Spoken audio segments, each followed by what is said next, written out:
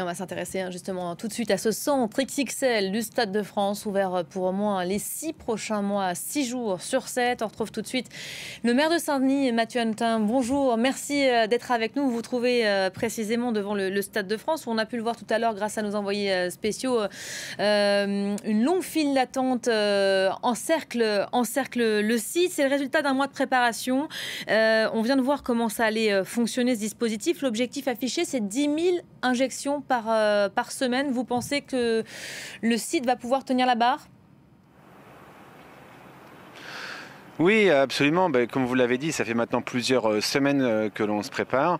Alors on a été la première journée forcément avec une dimension aussi de rodage du système, mais dès demain, tous les petits points d'amélioration qui seront réglés. Et on vaccinera effectivement 10 000 personnes par semaine, 2 000 personnes aujourd'hui. Et ça, nous avons cette garantie-là en termes de stabilité de nombre de doses, au moins tout le mois d'avril.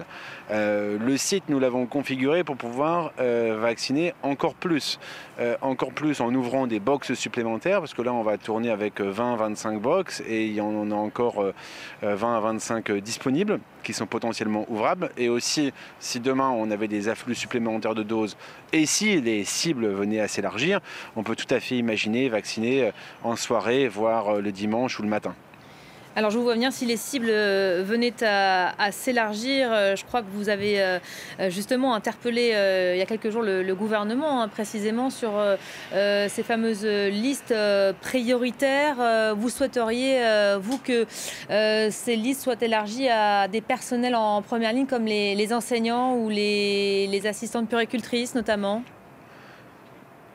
Oui, en particulier si on fait le constat commun qu'il faut tout faire pour que l'école ferme le moins longtemps possible et réouvre le 26 avril pour les primaires, les crèches, pour le 5 mai pour les collèges en particulier, il faut qu'on mette toutes les chances de notre côté. Et de ce point de vue-là, il faut qu'effectivement on fasse de tous ces personnels qui sont au contact des enfants, qui sont en charge de les encadrer, des personnes prioritaires dans le cadre de la vaccination. Ça ne veut pas dire qu'on ne fera pas les autres, bien sûr, il faut les faire, il faut qu'on continue à les faire, mais il faut qu'en parallèle on sache traiter, j'en suis convaincu, ces deux cibles. On peut tout à fait l'imaginer aussi pour les policiers qui ont des conditions de travail souvent à plusieurs dans une voiture qui rendent complexe l'efficacité des gestes barrières. Je crois qu'il y a une spécificité mise en place, on vient de le voir dans le sujet juste avant vous, au Stade de France, c'est que la moitié des créneaux vont être réservés aux habitants du 93. Là, je m'adresse évidemment à l'élu, celui qui doit Absolument. être régulièrement interpellé. Ça, c'est un point important. C'est ce qu'on a, avant de se lancer dans l'aventure, entre guillemets, c'était tout le sens de la discussion qu'on a eue avec l'ARS. Mais c'est déjà finalement ce que nous avions réussi à faire sur nos centres de proximité. Jusqu'à la semaine dernière, le centre de Saint-Denis, c'était à l'auberge municipale, centre municipal, qui s'est donc transféré ici. On vaccinait 1000 personnes par semaine et on arrivait à avoir un taux approximatif, bien sûr, mais de 75% de personnes venant de Seine-Saint-Denis, de pleine commune en premier lieu, bien sûr, mais aussi de tout le département. Si on laisse faire, excusez-moi l'expression, la nature, en relâchant tous les créneaux indistinctement sur Doctolib, on a des taux de personnes venant de Seine-Saint-Denis qui sont plus proches de 20 à 30%, ce qui serait complètement ubuesque alors qu'on est le deuxième département dans lequel l'épidémie flambe le plus. Il faut qu'on se serve de la vaccination comme d'une arme pour lutter contre la propagation du virus, pour protéger des personnes, bien sûr les plus vulnérables, mais aussi pour casser la dynamique de l'épidémie. Et pour ça, on a besoin de vacciner un maximum de personnes du territoire.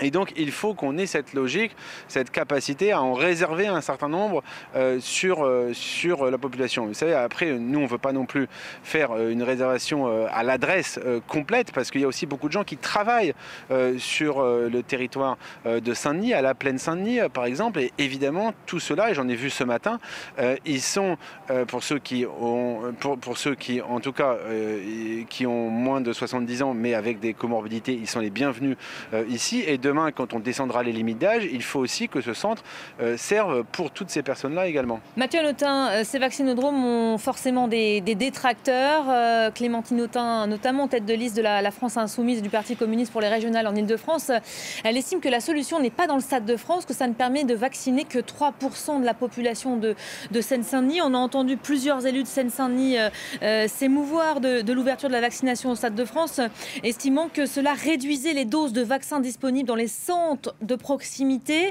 Ça ne vous inquiète pas, vous, ce fameux effet aspirateur des vaccins exposés? Bon, d'abord, disons-le, ce n'est pas vrai. En tout cas, à l'échelle de la Seine-Saint-Denis.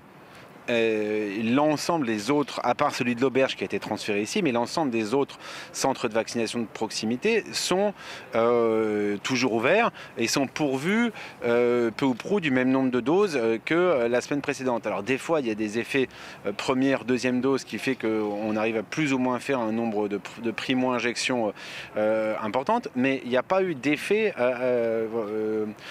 aspirateur comme vous l'avez dit pour le Stade de France. Au contraire, il y a un vrai effet supplémentaire.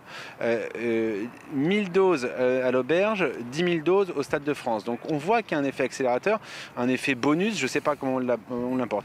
Si après le gouvernement a décidé de concentrer des doses sur le territoire qui en a le plus besoin, c'est à peu près ce qu'on demande depuis plusieurs semaines. Après, ce qu'il pointe, c'est un vrai sujet. C'est qu'il y a toute une catégorie de la population qui de toute façon ne viendront pas dans des centres de vaccination. Comment est-ce que vous comptez les interpeller justement ou le Stade de France? Comment est-ce que vous comptez les interpeller, ces personnes qui n'ont pas forcément Internet? Je sais qu'il y a une ligne téléphonique qui a été mise en place précisément au Stade de France. Alors, il y a une ligne téléphonique qui leur est dédiée, mais je pense que ce qui viendra après la mise en place, parce qu'on n'aura pas vacciné 100% des plus de 70 ans, par exemple, à la fin de la semaine prochaine, il faudra réfléchir à faire monter en puissance la vaccination à domicile, les généralistes qui sont dans un rapport vraiment de confiance avec leurs patients, souvent qu'ils suivent depuis de nombreuses années. Et je pense que c'est aussi cette arme-là où est la vraie vaccination de proximité.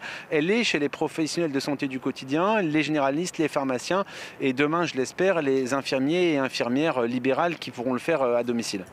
Merci beaucoup Mathieu Hanotin. En tout cas, ici, aujourd'hui, les gens peuvent effectivement appeler sur le numéro de téléphone pour réserver un créneau dans le cadre des critères qui sont maintenant connus de tous. Avec cette ligne directe et ce centre ouvert donc 6 jours sur 7, on l'aura compris. Merci beaucoup Mathieu Hanotin d'avoir été notre invité en ce début d'après-midi. J'ajoute que la Seine-Saint-Denis fait partie de ces départements clés dans la lutte contre le coronavirus. Le taux d'incidence est dépassant les 800, soit 2 fois plus que dans le reste du pays.